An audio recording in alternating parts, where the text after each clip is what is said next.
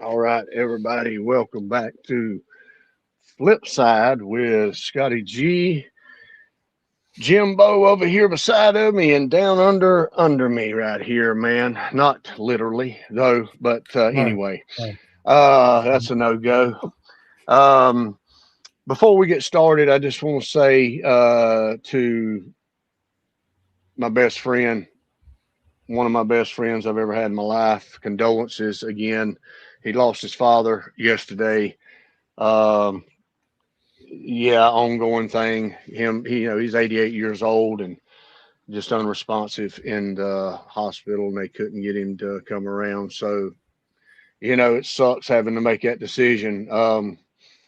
And we with you, brother. Love you, man. And, wish you all the peace, man, that you can get, bro, at this point in time, which is going to come very rare. So, Rick, yeah, everybody knows Rick. I don't know if Jim's not met him, but he was on here a few times with us. But Yeah, I reached out to him yesterday on Facebook. I'm going to, yeah, I seen that. I'm going to give a shout out to Jim, man, on an album that I'm not going to go too deep in it now. I'll wait my turn because this is his album. Or I can go ahead and do whatever. Look, Jim, I know he's got a different music taste, than me. And of course, Dave's got we all got different music tastes. But I'll have to give him credit that he has everything that he has picked, and even you, Dave. There's been something off of these albums that I have liked. And picking this Alice Cooper, man, that damn Billion Dollar Babies 1973 Bob Ezrin masterpiece. Wow. You talking about time travel, bro. I have not listened to this album from front to back since the 70s. Literally, it's been that damn long since I've entirely listened to this whole album. I've listened to a lot of songs on it. I've seen him live several times since then. But wow, man, just a great pick and a way better listen than I thought it was back then. A lot of things I didn't really care for. The crazier side of Alice, the theatrical side of Alice back in the day. I wanted the more harder rock side of Alice. But as I guess, matured in my years, man, I love all sides of Alice, man. Yeah, yeah. We'll slight hand take that comment. But Alice is a ringleader, bro. He's the king of shock rock. He's the creator of this kind of music, man. 1973 Billion Dollar Babies tour. Who goes to the concert? Madison Square Garden. The members of KISS. Who runs down in the front, man, like goober fans? Ace and Paul, trying to get to the front, and Gene and Peter, sat back and watched. And this is where they get the idea to do the transformation. Let's do 4 Alice Coopers in this band. So what an innovator. Wow. Dude, just the things that this guy has done, and his stage show is second to none. I've seen him several times. I've seen a lot of bands in my life, and this guy is one of the very few, if there's much or any in the industry, that the music is the soundtrack to the show. It is fucking phenomenal. This guy is great. He's a genius. Bob Ezrin, hey, got a love-hate relationship with him too, man. But he worked wonders with Alice Cooper, man, and he did with KISS on Destroyer. And of course, the elder as years have went by, and I'll give him credit for Revenge too. But man, what a great performer. We've not hit a lot on him in here. Um, since we've been going. We've done the Constrictor album, and I'll say this is one of the best albums to me. This one and Welcome to My Nightmare are kind of sister albums. You can tell a lot of this translated over to the Welcome to My Nightmare album, which I think was his next album. I may be wrong, but I believe it was the next album. I don't hold me to that. I think Muscle of Love might have been the next album, right? Muscle of Love, and then Welcome to My Nightmare. I think, Welcome to My Nightmare. Okay, I think so. All right. I think so. Yeah, this is it's got a lot of elements of Welcome to My Nightmare on it. And this thing went #1 in the US and the UK on the Billboard charts. It's platinum, of course. It's probably double platinum by now. I don't know when the last time it was checked. It's 53 years. What? Still great singles, man. Yeah, great singles on this thing, man. The ones that I knew, the songs that I knew and had heard regularly, and is still 1, 2. Every one of these songs are still staples in his show today. All 4 of them. 4 singles released on this. But anyway, I'm going to say it's a great album. It was a great choice. Anyway, these guys, if you went to their house, all you heard was Alice Cooper. That's all they played, right? And they had the old 8-track, with the little handle that you push down, looked like a detonator kind of a thing. And they would put on Alice Cooper makeup and they would lip sync the show, and they were just super, super into Alice Cooper. So every time I hear Alice Cooper, I think of these 2 guys, and $1 Billion Babies was one of the albums that they would play. So I think the last time I heard the whole album, front to back, was at their house in their basement, in like 1978 or 79 would have been probably the last time I heard it. But everyone knows Alice Cooper's story, right? Vincent Furnier, right?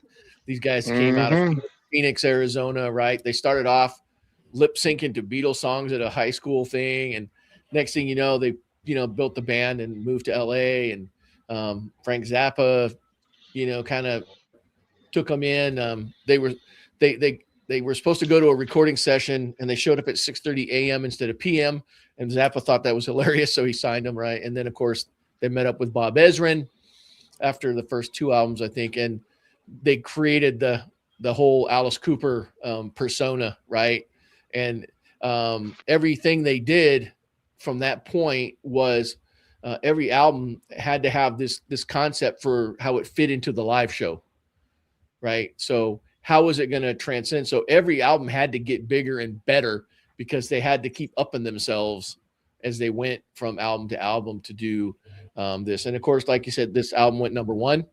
I think the highest single was 27, but it doesn't really matter. Everyone knew, everybody bought this thing. This was probably the first band that I think I remember where people's parents would like, no, this guy is not good, right? He's not good for you. But yet, if you listen to the music, it's not really that scary. They touch on some things, but everything they did was a little bit tongue in cheek, right? They had fun with what they were doing. They weren't serious about necrophilia and things like that, right? They were just having fun with it, and just poking fun at everything, right? And I read a thing where by the time this came out, they were arguably one of the biggest bands in the world, and they thought it was hilarious, and that's why they made this, because $1 Billion Babies came from that. What do you mean? We've got all? How did we get here?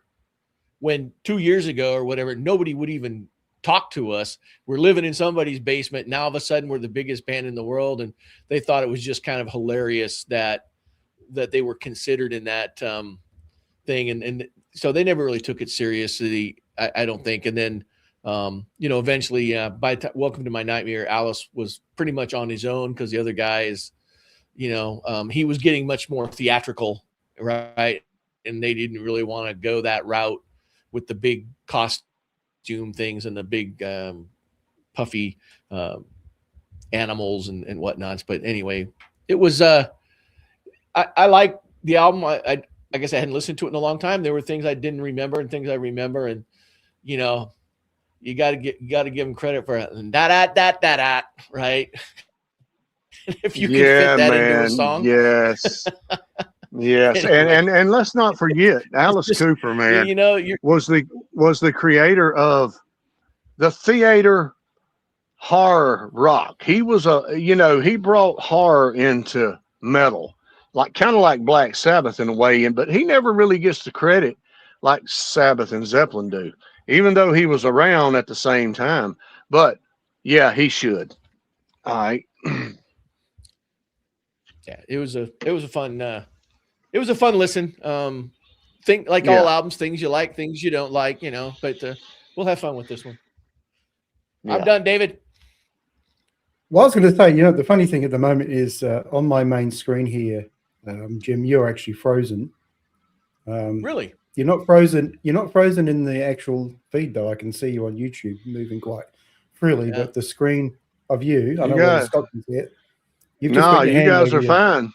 You guys are fine. Yeah, for me, mine. all I can see is Jim with his hand over his face like this. Oh, that was a long time ago. I know, but yeah, I said I can see the YouTube feed and you're fine, but I don't Okay. know why it's Yeah, everything's good. Yeah. So I've just got to look at you looking like you're masking yourself up like Gene Simmons and Paul Stanley back in the 70s. You can't see who I am. My opinion on this album. A little disappointed, to be honest with you. My favorite Alice album is Welcome to My Nightmare. And I was hoping for something a bit more like that. To me, it was very 50-50. There's some songs on there that you know quite well because they were singles and played a lot. But there is some other stuff on here that is absolutely woeful. And if we don't all pick the same song as being the worst on the album, I will lose all respect. I'll do a Rob and say I'll lose all respect for both of you. There's one song on this album that is just absolute nightmare. I think it's one of those things. I love Alice Cooper more than I probably love his music. I think I'm Jim, 50-50. I like Alice. I think he's a great guy. I love what he does. His stage show is fantastic, but it's just a lot of his music I don't really gel with. This album, like I said, was probably one of those. So I'm probably not giving it as much credit as used to, which is fine because that's why we're here to have different opinions. But yeah, we'll see. Like I said, please don't disappoint me on the worst song on the album, though. I beg you. We'll try. All right. You have to all pick the same song because to me it's the obvious one. But I'm pretty sure I know which one it is. Yeah, I'm pretty sure. I know if Lou was on here, he'd probably say it's the best one on the album by miles. Probably. And stupid, but it is. Yeah, not a good song. All right, so we'll kick off with. I put Jim into first place too, Scotty. Yeah. Since he picked the album, he can go first. I can take the first whipping.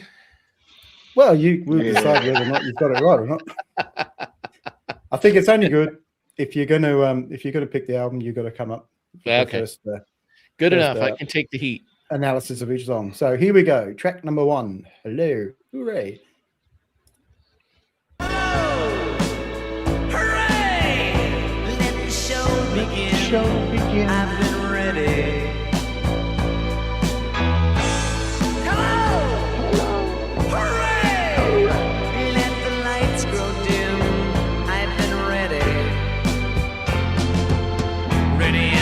Audience that's coming here to dream, loving every second, every moment, every scream. I've been waiting so long to sing my song, and I've been waiting so long for this thing to come. Yeah, I've been thinking so long. Hello, hooray! Hooray. I didn't realize back in the day that this is a cover. that even though she didn't write the song, the first person I think that did it was Judy Collins, the Bring in the Clowns lady, right? Oh, And so I had to go Phil's listen wife. to it. Phil's wife. So I had to go listen to it just to see, how different it was, right? And of course, it's obviously different. This is much heavier, but obviously they reimagined it, right? And we talk about album openers and whether they come out firing, with all guns blazing and all that kind of stuff. And this one doesn't really do that, but when you think about how they put together a show, it's them welcoming you to the show in their own kind of twisted way, right? He's saying, hello, Ray, the show began. All right. And, it's dark, right? And they build it up to gets to that solo, right? It stops, right? And then it slowly builds to the solo, right? And Dennis Dunaway's bass playing is great through this whole album. So I'm not going to say a whole lot about that. And then, like I said, the hesitation that leads to the outro is really good too. So I like it. It's not, to me, not the best song on the album, but it's definitely, Dave, not the worst song on the album. No, definitely not.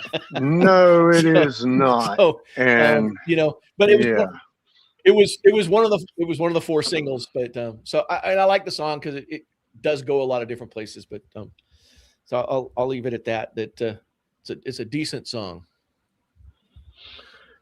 Yes, this one is a good opener for Alice, man. I love the song. I can't say that I always have, but over the years, watching him performing it and hearing it again, Alice's voice is better than what he gets credit for too, man. And I'll tell you, after, God, I just seen him like 4 or 5 years ago, the last time I seen him. He was spectacular. He sounded just like he always has, dude. Nothing's changed with his voice. It was amazing. But anyway, Hello, Hooray is still in his set, man. He's got his top hat on, his cape. He's just a fucking performer, dude. And when he does the I guess it's the pre-chorus in this song, it's kind of hard to pick with Alice songs what is and what isn't. I've been waiting so long to sing my song. Alice has got a good voice when he wants to have, and he can really sing dark and heavy when he has to. We all know that, especially when he got to the 80s, man. So yeah, man, this is a great song by Alice, and only Alice could pull something like this off and make it actually good. I think it's a damn good song. I've grown to love it over the years, so it's a good opener. Hello, hooray, here I am. Let's begin. So, yeah. All right. Well, as we discussed, this is not the worst song on the album. No. I agree with you. Alice can have a great voice. If you listen to his How You Gonna See Me Now and You and Me, when he sings those, more serious, I might say love songs, but, ballady type songs, great voice. Yeah. I'm not sure if this is a great album opener. I mean, I get the notion behind it, but I think it's great if you're opening a concert. I'm just not sure as an album opener. It just doesn't grab me straight away. It's a good song, but it's not a great song. Yeah. And I like the album to really kick off with a bang, and this just doesn't bang. Like I said, it's a good song. It just doesn't grab me. Like I said, my favorite album being Welcome to My Nightmare. That starts off a lot better, but yes, I agree with that. It is what it is. It's like I said, it's leaps and bounds above the worst song on this album. So damn right. So basically, for you, if the title track had been the opener, you would probably been more happy. Yeah, definitely. Yeah, I mean, look, yeah, we'll get there. I ain't gonna say too much. But yeah. I know what they're doing. They're setting it up like I do too. Like it's for show. Alice, so it's just not any other band, man. And tracked it right was and he's already transformed into this character, because when they first started this band, it was the band Alice Cooper, but he morphed into this guy. I've listened to documentaries of this guy, I read things. he morphed into this character, man, as time went on. It's about the show at this point in time going forward. So I understand it Yep. to a certain degree. There you go. Am I allowed to these days say the title of the next song? Yeah. Are you allowed to say it? I think you can. Or you can just say R and F. Yeah, well, maybe I'll say, track 2. Look it up. Sexually Track violated and freezing. Yeah. You didn't get permission. All right. Track number 2, Raped and Freezing.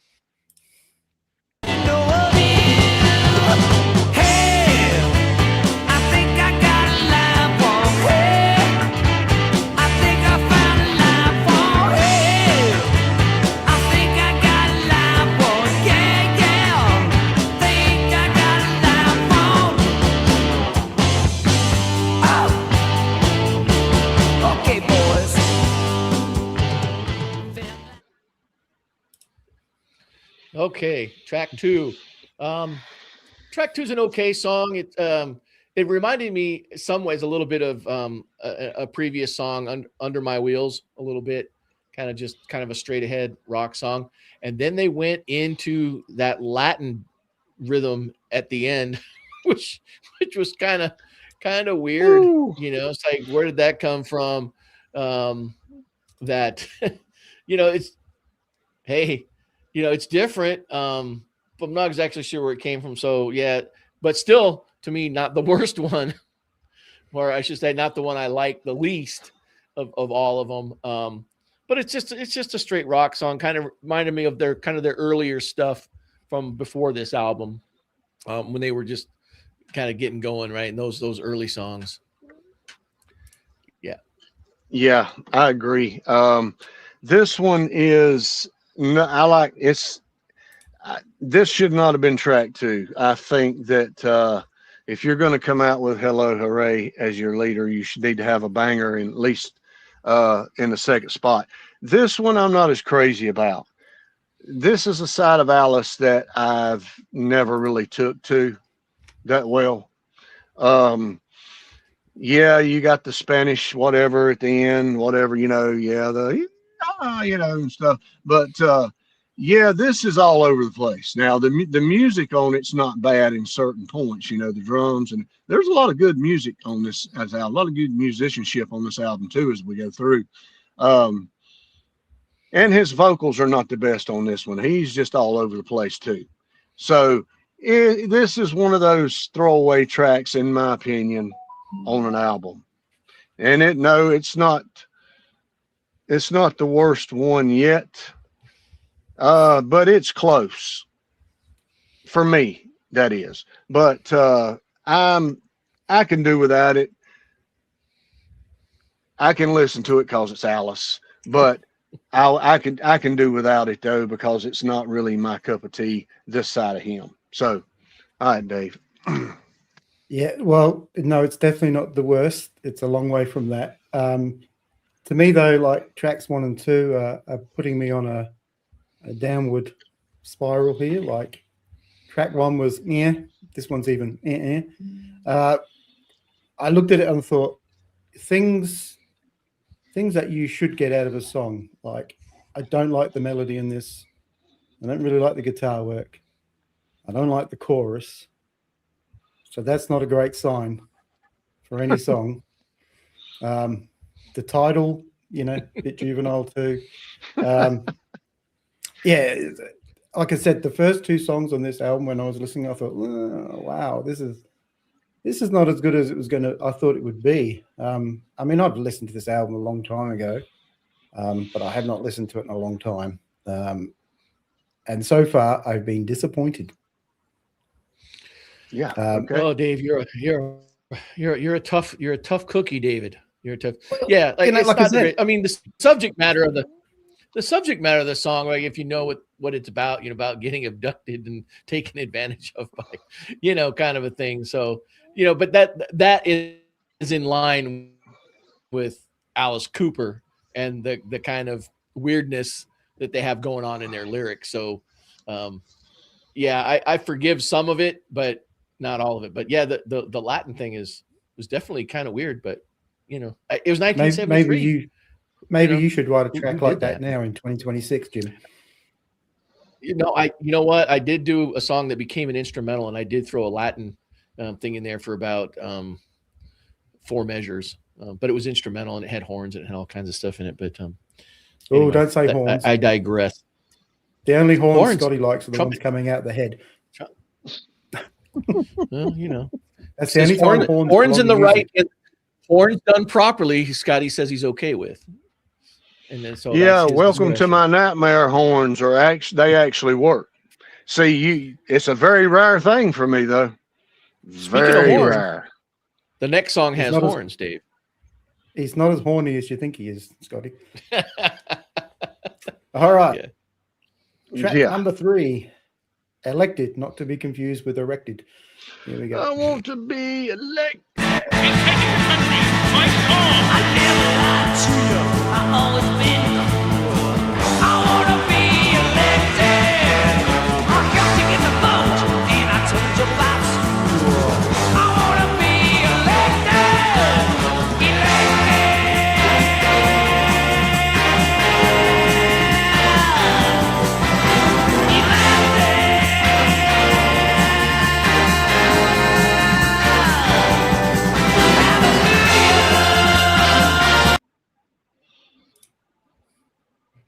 I want to be All right. elected. Elected.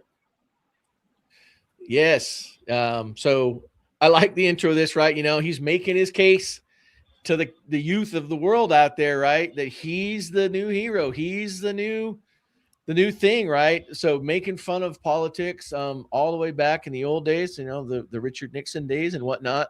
You know, it's a satire of campaign promises and things like that.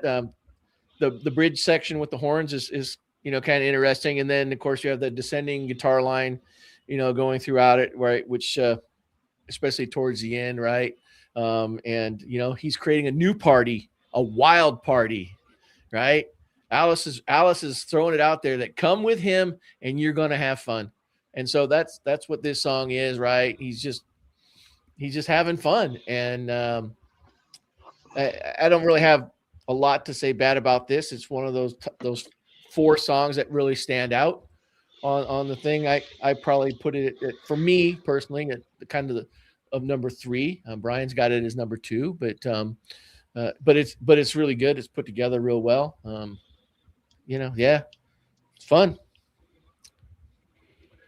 Yeah, I'm gonna go. This kind of goes hand in hand with the leadoff track. You know, hello, hooray! This is kind of that. You know, he still does this one live.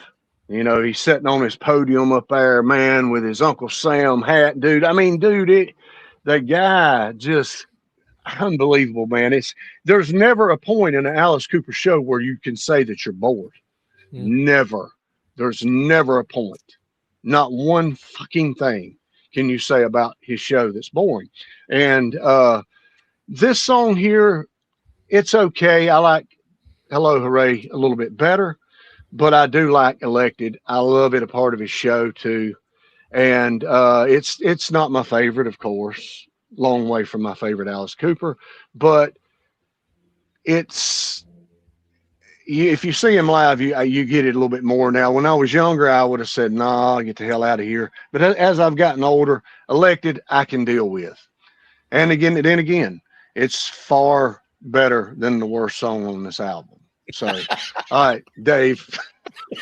Well, like I said, I think you could just change the title and use this as a Viagra soundtrack and just go, I want to be erected. Erected, yeah. Hey, I'm I like this surprised they one. haven't done that. Well, yeah, maybe they will. Maybe Alice didn't want to be,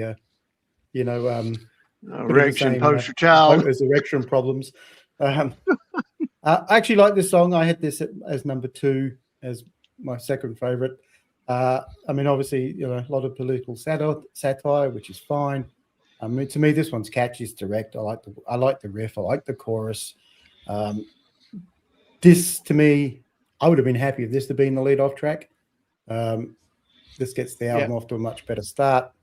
I think even if you don't like Alice Cooper, you could like this song And I think that's usually the sign of a good song, is if a fan don't like it, a fan can like, a non-fan can like it, it's a good song. So, like I said, I'm not a fan of Alice Cooper. I'm not a fan of Alice Cooper. I'm just, I like him. Yeah. He really stretches his voice on this one too, right? I mean, it's like he's shredding that thing, right? He's really putting everything he's got into it. And yeah, I've seen him a couple times. I saw him in 78. I think Dana's on there. I think Dana, that's when we went and saw him, right? We saw him with the tour for they had How You Gonna See Me Now on it and everything. And definitely not bored at an Alice Cooper concert. Obviously we saw him in a really crappy venue, right? Not a great venue acoustically. Back in the 70s, it wasn't really good. And the Babies opened up for him. And so that was kind of a weird combo, right? And then I saw him in 81 in another even worse venue for concerts, the Cape Cod Coliseum in Massachusetts. And the real reason I went to that one was because Joan Jett opened for him for that one. And the Cape Cod Coliseum was just a miserable place to go and see anybody. You can't get bored with Alice, because he's not going to let you. Not going to let you get bored. He's going to entertain. He is an entertainer. That's exactly it. All right, Dave, I'm done. No, and some people will say, bands that need that aren't very musically deep. Because they need to put on a show to. I think Kiss got lumped with that their entire careers, like, and people. But you're not. You're not going to succeed for 50 years or plus years just on your show. If your music doesn't resonate, you're not going to make it, bro. Anybody can get up there and put a circus on. If the circus doesn't have the background track. That's how people justify having a go at them, saying, it's just exactly. But you said people aren't going to keep doing that for 50 years. So you got to have both parts. You got to you can't just stand up there and play and not give people something to be entertained with, and at the same time you can't just get up there and, like you said, have a circus but not have any animals. Yeah, exactly. You might get away with it for a few years, but you won't get away with it for 50 years. Yeah, but it's not going to be no longevity. No. All right. Let's do it. So what have we got now? Track number 4? The title track. Yes. Title track, $1 Billion Babies. I was a $1 billion baby. Did you know that? Now we're talking. Well, yeah, it's because you coined that phrase, the dingo stole my baby. Well, I didn't personally coin it. Your royalty checks are in the mail tomorrow. Yeah. I took the baby. It wasn't a dingo. It was me in a dingo costume. In a dingo costume. Right. Here we go.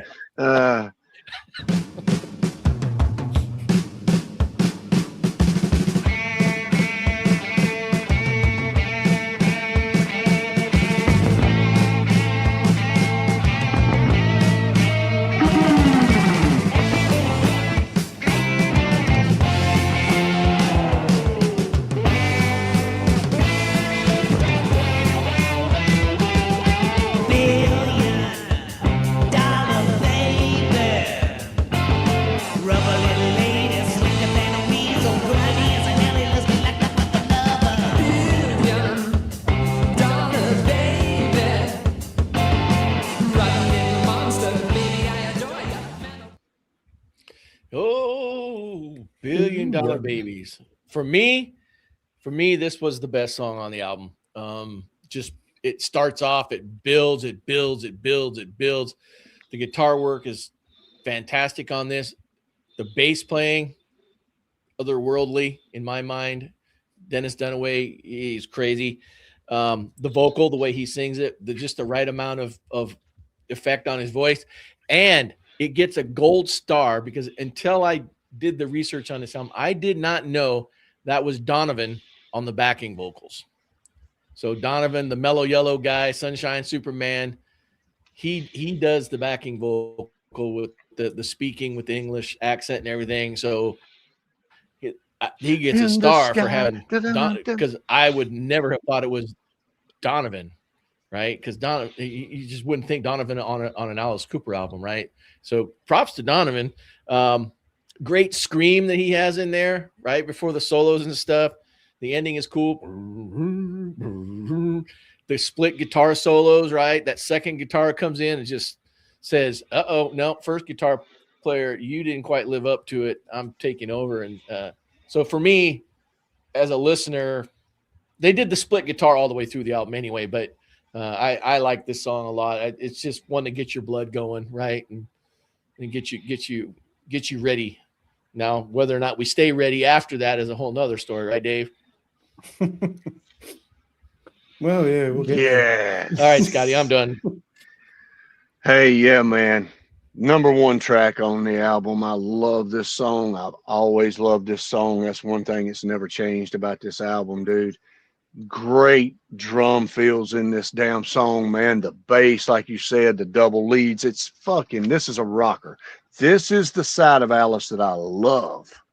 This is the side of Alice that I love the most. And it would come out periodically in the 70s, and then it exploded in the 80s. But yes, this song here is timeless, man. The sound's still good. You know, like Bob Ezrin, tip my hat to him on this album too. Whether it's got some shitters on it or not, the good songs override the bad. Here we go again with the albums.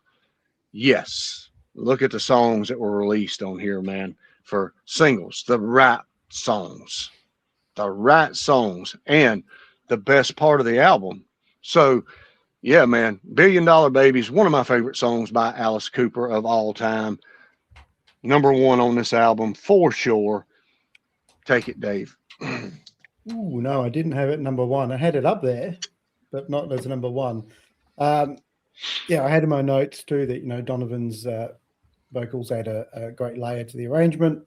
And that, I agree with Jim. The arrangement just keeps throwing things at you. It's just, as you said, it evolves all the time. It never sort of sits still, which I like. It's definitely one of the more interesting songs on the album, and obviously one that I think most people would know from Alice.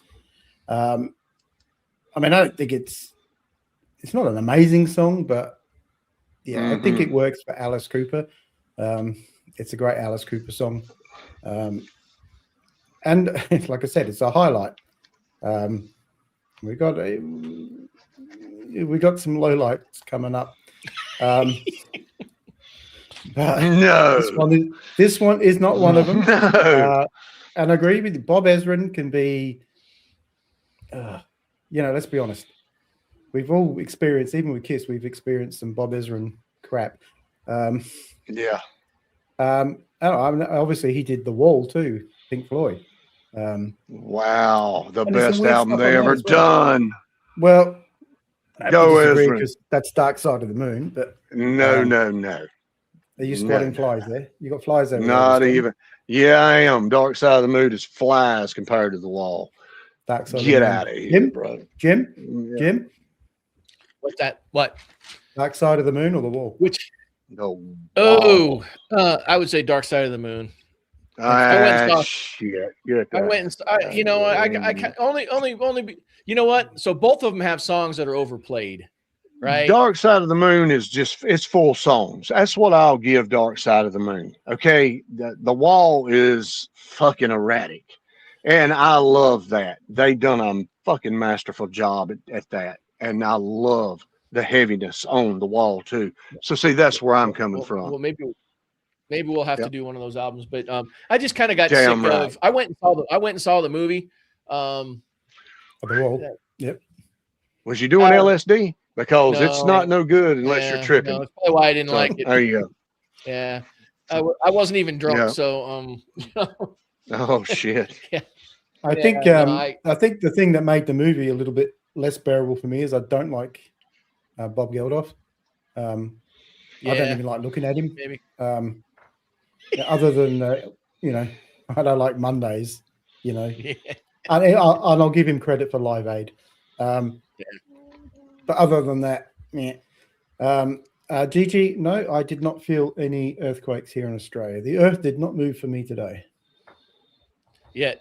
So I don't know what part of Australia it's a pretty big place, Gigi. So remember, it's nearly the size of the US. So depending where that earthquake was, I may not have felt it. All right. Unfinished Suite.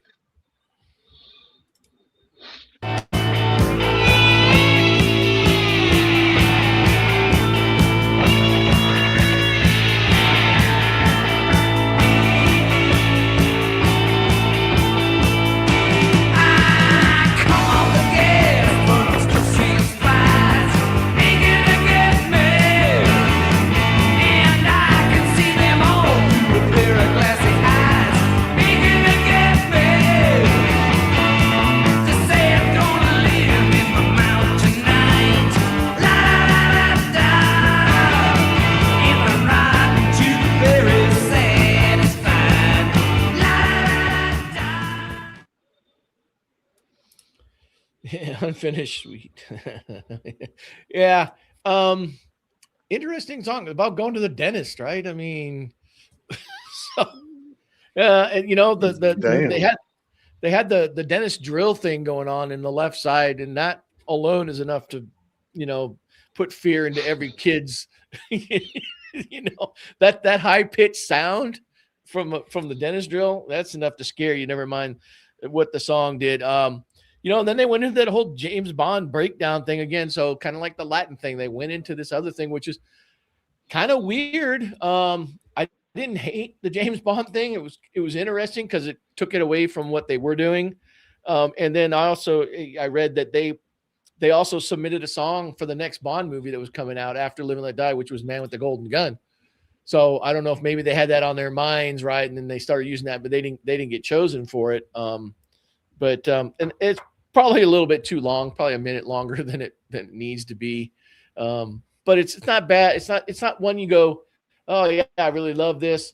But you say, well, that was kind of interesting. It was kind of weird. Why did you do that? You know, I'd probably, if I could ever sit down with those guys and say, why did you put the James Bond thing into that song, right? Did you run out of ideas or just, you know, but they played it well. I'll give them that, you know, but is it my favorite song? No. Is that the worst song though?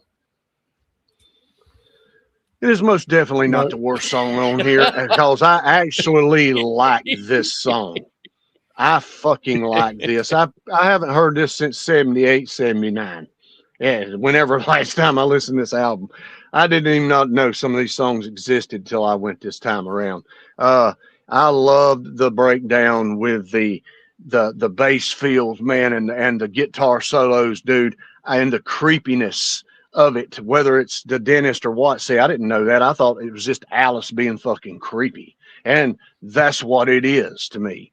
And I love that, man. And it's got that Sabbath feel in it, man. You know, that dark feel in it. I love that, man. Psychedelic acid trip type.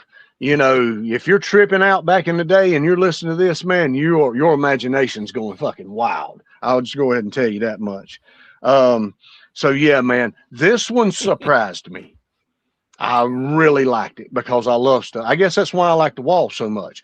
I love stuff like that. I love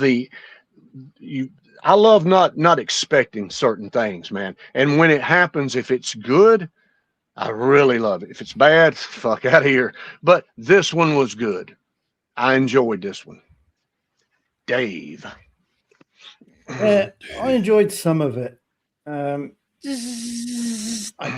just think it's way too long. Like, I think if they'd have cut a couple of minutes off this one, you know. I mean, the dental horror concept is, you know, great Alice Cooper material, but yeah, I know this is, I think, where Bob gets a bit, you know, I think he's probably on an acid trip or something, and got them to do way too much. He probably was. Yeah. I guarantee it. We know he liked to. I think Coke was his choice. That's talcum powder. Yeah, to me, this just one goes too long. I think if they'd have shortened it by 2 or 3 minutes, I think it would have been much better. No. By far, no way the worst song here. And so we're all on the same page so far. I'd rather listen to 6 minutes of this than less minutes of another song. So we'll with the worst song so far.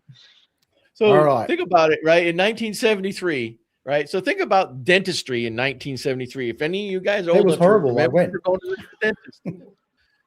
The dentist. I was a little too young. Scary as hell. Now 75, 76. Scary as hell for a kid to go to the dentist. Damn right. Well, it was still pretty. And I had nowadays. I had a mean fucking dentist too, dude. I had one in my asshole bastards when I was a kid.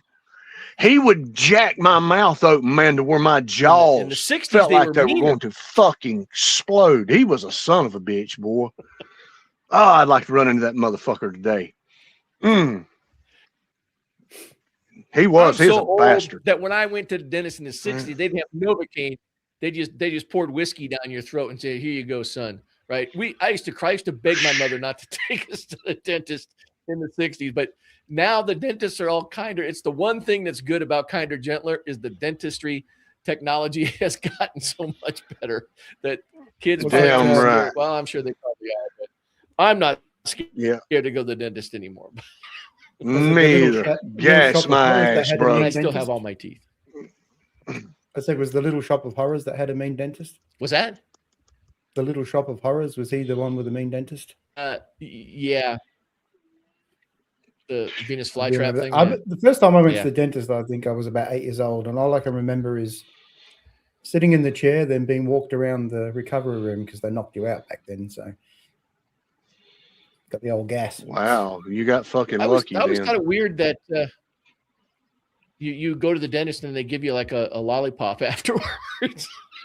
Suck on that. Come back again in 3 months and fix that cavity. That was to get the taste of the dentist's cock out of your mouth. Yeah. God knows what they do. All right, we digress. We digress. All right. The track number 6 is Rob's theme song, No More Mr. Nice Guy. Yes. That can't be seen with me, and I'm getting real shot down, and I'm feeling mean. No more Mr. Nice Guy, no more Mr. Clean, no more Mr. Nice Guy. They say he's sick, he's obscene. Oh, yes. No more Mr. Nice Guy. As a 12-year-old, I remember hearing this song on the radio quite a bit. Of course, I loved it. Yeah, to me, it's like 1A and 1B with this and $1 Billion Babies. This is obviously the most commercial song on the album, right? It charted the highest. The lyrics are great. It tells a great story, right? I love that, and it's easy for any kid to sing along to, right? Because it's got a great key melody, the guitar pretty neat. So yeah, I said $1 Billion Babies because it's the hardest rocking song on here. This one is, like I said, definitely the most commercial song, and the one that it wasn't the first Alice Cooper song that I heard. Obviously, I had heard School's Out before I heard this one, but yeah, no, I've always loved this, right? I think that, there's a great pre-chorus to this thing. The bass really drives that pre-chorus, and the melody in the chorus is really cool. There's a secondary melody that he sings sometimes that's really cool. So I have anything bad to say about this. To me, yeah, they're 1A and B, but for different reasons, right? Yeah, this is my Back to you, number Scotty. 2. Yeah, this is my number 2 on the album. And I've always liked this song. It's, of course, if you don't know this song, you don't know Alice, because it's been played a lot. And at the bands that have redone this song over the fucking years, Megadeth being one of them, who really shreds the fuck out of it, man, does a great job putting that power and energy to it. The only thing, as time has went on, is I wish that Ezra or whoever or Alice and them would have decided to do would have put the sound of $1 Billion Babies in this song right here and made it heavier. The guitars are lackluster in this song. They just sound like damn near acoustic, man, almost. $1 Billion Babies is rough and raw, man. I wish they would have transformed that over to this song, but it's still a good song. I've always liked the song. It's one of the first songs I think I heard. I'm 18 and School's Out before this, give or take. So yeah, man, another good tune by Alice, man. No more Mr. Nice Guy. Dave. The finger is up because this is number 1. Okay. To me, yeah. this is the best song. You know, I put it. It doesn't need a grotesque story. It doesn't need shock value. It's just got a good riff, good chorus. Alice sings it well. It's just well constructed, and I think this is one of those songs that sits outside that Alice Cooper sort of mythology. Like, this is just a good catchy rock song. And like I said, you hate to say it, it's a good pop song. Fan. Yeah, you don't have to be an Alice Cooper fan to like this one. No. And I think this appeals to everybody, which is why it charted higher. Yeah, exactly. No, I agree. I mean,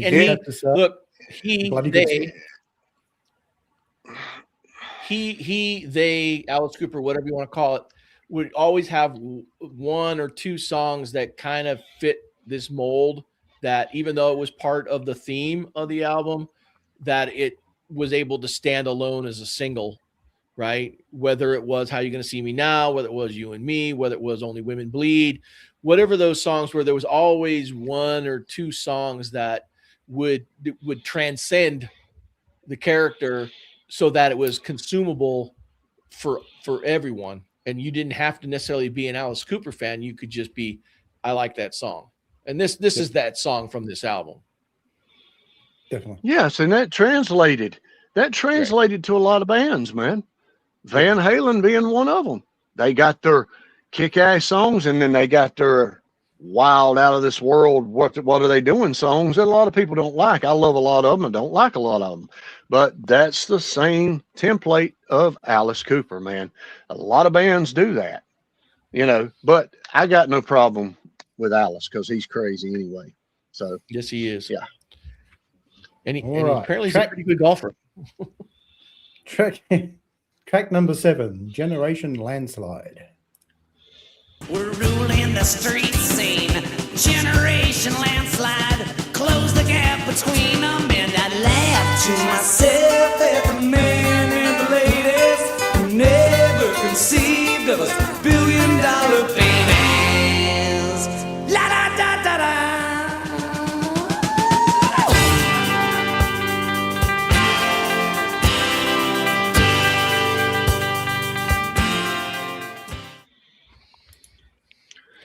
La da da da da. Yeah, la da da da da. Give him credit for that. That's kind of nutty, right? Again, it's a following the theme of this album, right? They're preaching to the youth culture, right? He's protesting about older generations' hypocrisy, youth culture, right? So they were preaching that teenage rebellion, right? They knew what they were doing, right? I mean, they knew their core audience and they went for it.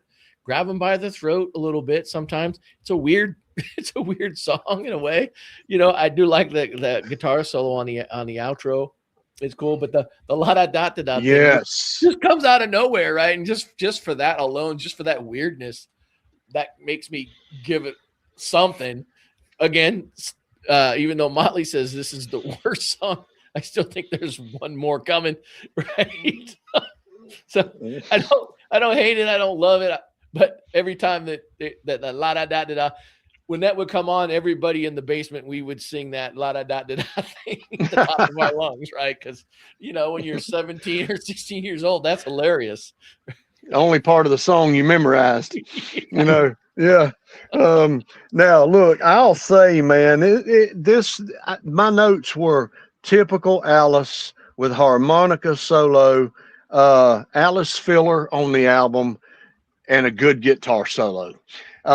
Yeah, man, this is your typical never mind, Raked and Freezing kind of goes hand in hand with that song.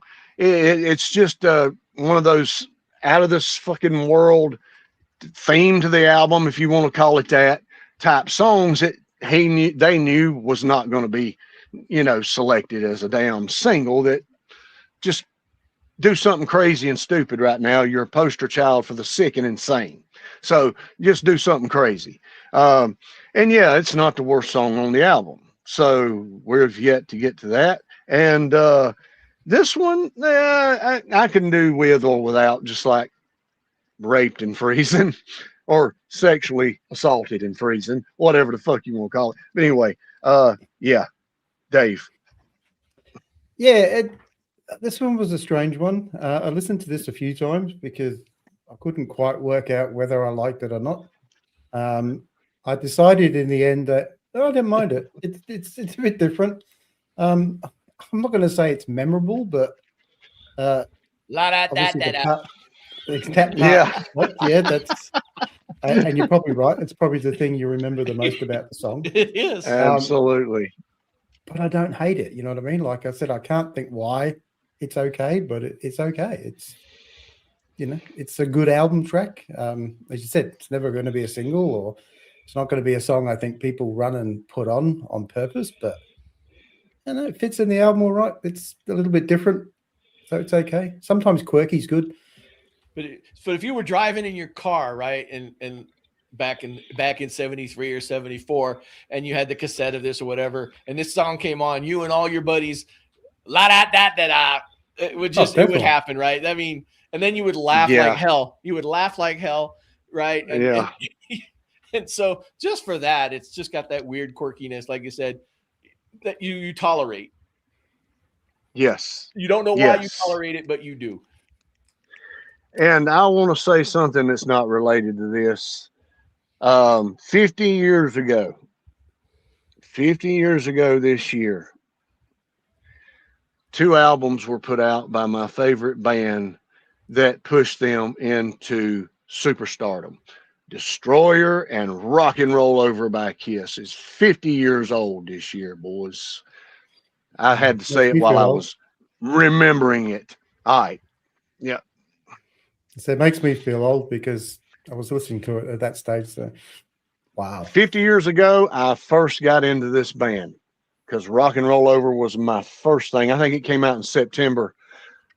And it was the holidays, November, December, before it was give to me. So that was my entry point 50 years ago.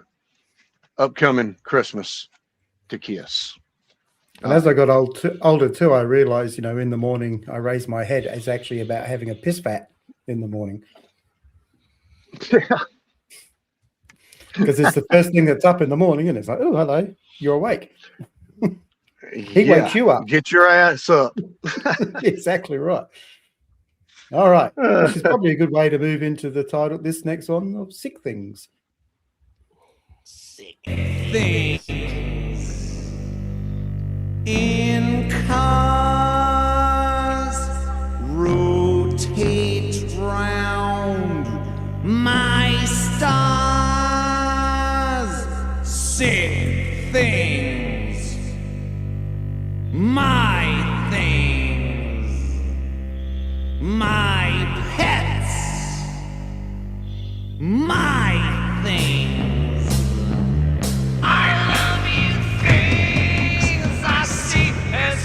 As you love me, you things are heavenly.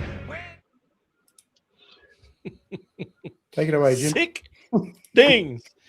Okay. Sick things, man.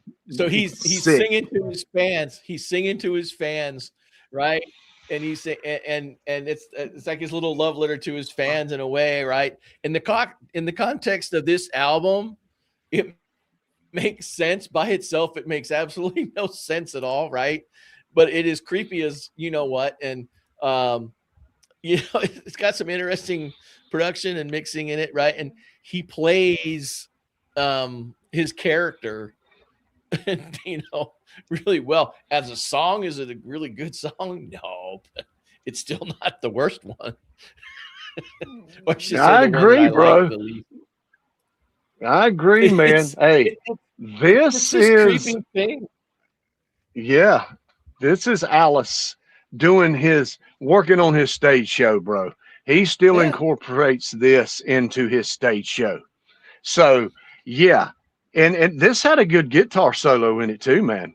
Yeah, you know, I know it wasn't really a complete song or whatever. It's just a part of the show song for him, but I didn't mind it because I love that kind of shit. You know, I love that kind of crazy stuff. And no, not the worst song on the album yet. Believe it or not, folks. Holy shit. And we're down. And We're going to be down to 2. we're down to fucking 2, and it better not be the one that it damn better not be. I can tell you that. But anyway, this one is Sick and Twisted Alice. That's all it is. Yeah. Just fucking around in the studio. How can we make this shit darker, deeper, nastier sounding? What can we do to get their attention, you know? So yeah, let's creep out the kids, man. You know, that dude, that draws. That's what draws. But anyway, let's creep out the parents. That's what it is. The kids ate even more. Yeah. Okay. All right. Dave, so going through this album, I thought, did you wow. feel the earthquake? Wow. I got to this song and I thought, oh, this is the worst thing definitely on this album. You got to be shitting. I get it wants to be creepy and I get what it's trying to do, but I just don't like it. So it's okay, yeah. Dave. It's okay. Is this your worst track?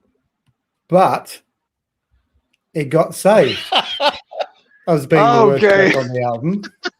Okay. By what comes after it. Yes. So that's its saving grace. Is there is a song that's worse than this? Oh my God. I can't believe it.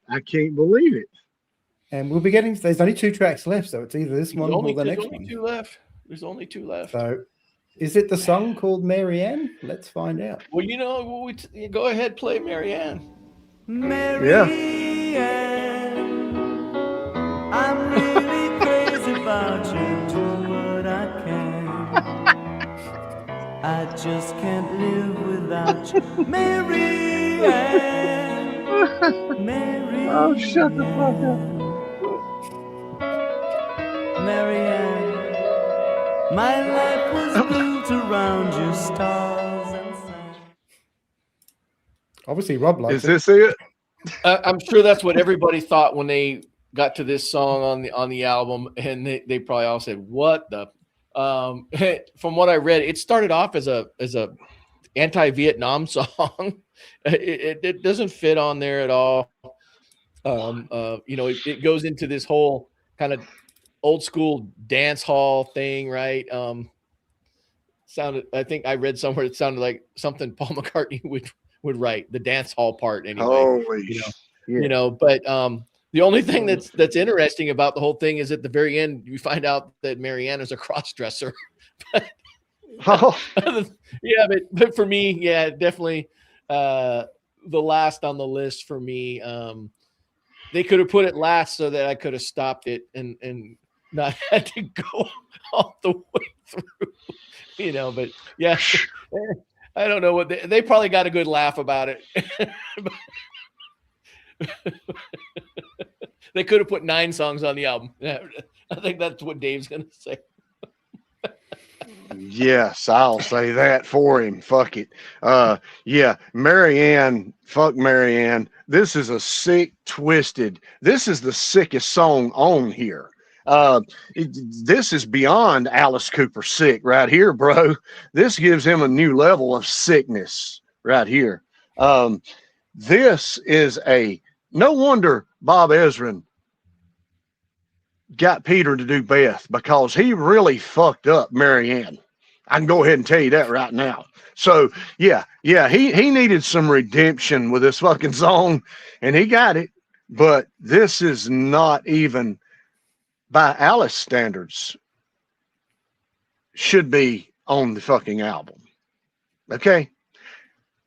And I will say this, the song before, Sick Things, that should have been on Welcome to My Nightmare. That would have fit good on that album. But I'll say this is the worst song maybe in Alice's fucking category in his whole discography. I don't know for sure, but it's got to be fucking close. Please don't find one that's worse and let me listen to it. Holy shit. So when I had the album playing and this one came, I had to check because I thought, is this skip to another album or something? Like, what the hell's going on here? Like, and I don't know, maybe when they're in the studio, they thought this was funny and recorded it, but whoever decided to put it on the album should have been sacked on the spot. Like, I hadn't seen what Rob had put on the little clip, but it's true. That's exactly what I thought when it came in. What the fuck am I listening to here? Good like, piano playing. Well, I don't know, because the song was so bad that I didn't really even pay attention to that. It should have been one of those, you have that, they do those little hidden tracks where you have all that dead space and then all of a sudden They should have hit that whole fucking song. That's where it should, but at least it was really you can't even say filler, because that's an insult. No, I couldn't make it through that one. But you know what I mean? If I called that filler, all that bad filler would be insulted by the fact that you put it in the same boat as that. Oh God. I don't know what Alice was thinking. We'd have to interview him one day and say, "What were you doing, Alice? Like, why did you put that on record?" He drank a lot. Yeah, he did, and you might find one as bad as that on Zipper Catch Your Skin. Now, that's a fucking terrible Cooper album. So I think I'd rather get my skin caught in a zipper than listen to that again. Me too. All right, shit. Now we get to that stage where we get to the last song on the album, and of course we've been disappointed. Not always disappointed by the quality of the song that comes last, but maybe its placement on an album, whether it was a great closing track. Good track, but maybe not a great closing track. Does this one We'll find out. live up to that? I Love the Dead.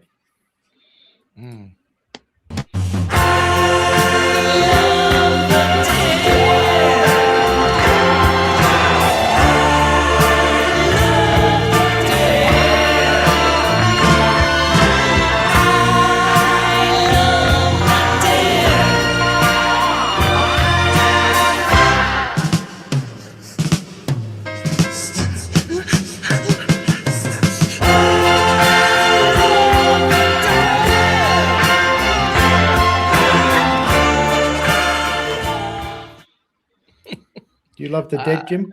I do. Again, I don't hate it as a closer, because in the context of what they're doing here with this, that it makes perfect sense with the theme, right? And it, again, creepy, right? The verse, the way it starts, right? I love the dead before they're cold and all that stuff, right? It's just it is cool. He's playing the character to the very best of his ability in this thing, right? In terms of how people sometimes think about what are good songs and not good songs, does it fit? It doesn't fit the commercial side of music, but for this, it fits. He loves to scat. He showed that quite a bit on this album with his da-da-da-da-das and things like that. And the guitars get a chance to really kind of go off at the end of this thing. The only thing that was missing is that Vincent Price wasn't on this one too. He was on Welcome to My Nightmare, wasn't he? But he wasn't on this. Yep. I could hear Vincent Price in here somewhere doing something, right? That would have just set this thing over the top for me, right? But I don't hate it. It, to me, in the context of the album, it's fine. It's not gonna go on a playlist for me or anything, because I don't do playlists. But yeah, but I think it wraps up the album. And again, thinking of how they built their albums and everything was done to complement the stage show. That's it, and that's how they approached the albums, was the stage show. Everything was about the stage show. I don't know how Marianne fit into the stage show, but I Love the Dead. I know how I Love the Dead fits into the stage show, and I'm okay with it, right? I'm not gonna download it and sing it and all that along, but I'll listen to it at least. So over to you, Scotty. Yeah, man. This is a perfect closer for this album. Hello, hooray, Let the Show Begin to open it, and I love the Dead at the end. Look, man, he still incorporates this in his shows till this day.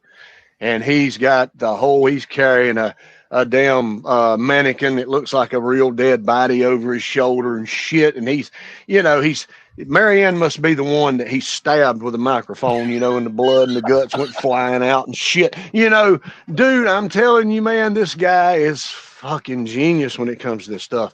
And I do like this. I did not really pay it much attention before I started seeing him live, but how he incorporates all this into the show, it just makes sense, man. I know it's hard to make sense on the album, and yeah, I hope he killed Marianne when he stabbed her with a damn microphone stand, because that was a horrible placement. I would probably love this song more if Marianne hadn't have been track 9.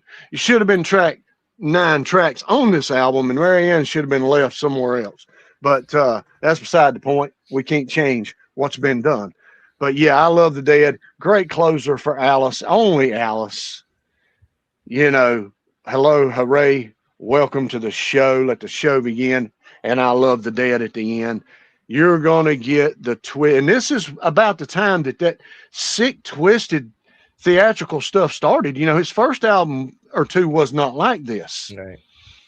See, when he started morphing into the character, that's when this started, and then you went on and on and on. So yes, that's what I love about Alice. If you're a Cooper fan of any kind, you do love the sick, twisted side that he brings to fucking horror and the theatrical show. So yes, I got nothing against it. Yeah, well, if this was any other band, I'd probably say, as a closer, it don't make sense. Yeah. But for Alice and this album, it does make sense. It fits. I actually put down this would be a great closer for a film, like a movie with the credits rolling. I think it would work really well. So I get, because obviously all his concerts are this theatrical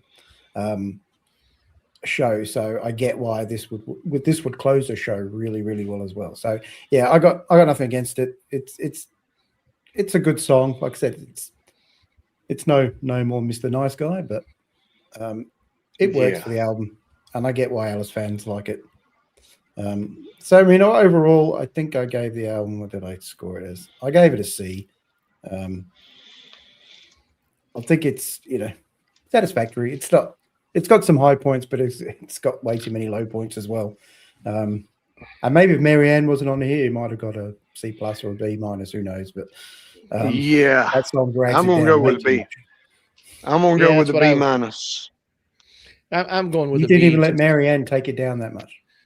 No. I ignored her. You're nicer than I am.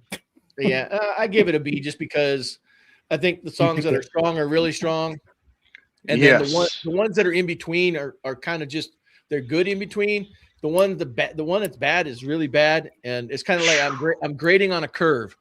You throw out the really bad one, but I'm keeping the really good one because I'm the teacher and I can do what I want, right? But again, with Alice Cooper, right? You got to remember, everything they did was they just had fun. There was a lot of rumors, right? Like Alice got his head chopped off by the guillotine, the chickens, and all this stuff, and they used it to their advantage.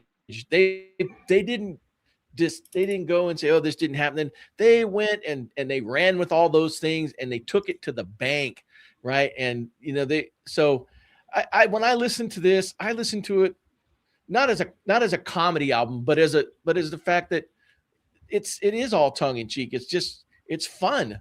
And I think somebody said music's supposed to be fun, and sometimes it's serious, sometimes it's fun. I think Alice Cooper proved throughout his and their career that they had fun with stuff, right? Because